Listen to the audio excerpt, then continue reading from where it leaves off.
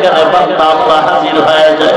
বান্দা তুই যেদিকে যাও নামাজের মধ্যে তখন তোর সম্মানের কপালটা যখন মাটিতে লাগায় দাও, আমি আল্লাহর বড় লজ্জা হয়, আমি তোর সম্মানের কপালটা মাটিতে লাগাবার আগে আমি আল্লাহর কুদরতি পাও তোর কপালের নিচে ঢুকায় দে। নামাজ এত দামি সম্পদ, এই নামাজের দ্বারা বান্দার ঈমান তাজা হয়, আমল সুন্দর হয়, এই নামাজের দ্বারা চেহারায় নূর বাড়ে। অতএব 5 ওয়াক্ত নামাজ পড়া লাগবে।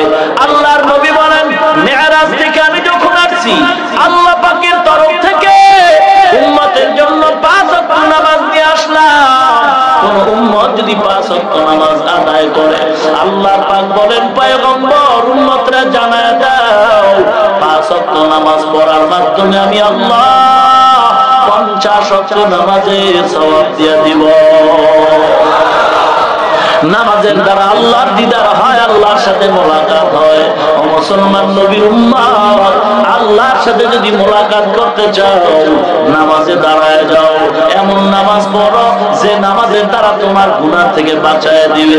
ও নবীর উম্মত, আজ কত মুসলমান নামাজ পড়ে গুনাহ থেকে বাঁচতে পারে না।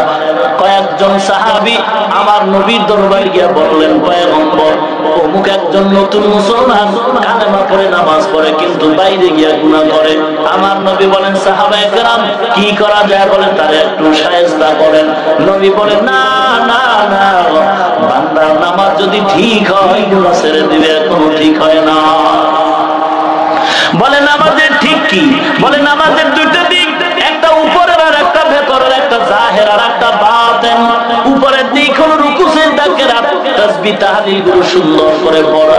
আর বাতিনি দিকটা হলো বান্দা যখন নামাজে দাঁড়ায় যাবে তখন বান্দা দেখবে বান্দা আল্লাহর সাথে কথা বলতেছে, আল্লাহর সাথে কথা বলে। কিন্তু কই আল্লাহর সাথে তো দাড়ি কামায় কথা বলা যাবে না, সুদের খাতায় নাম রেখে তো কথা বলা যাবে। নামাজের মতো নামাজ, নামাজের মতো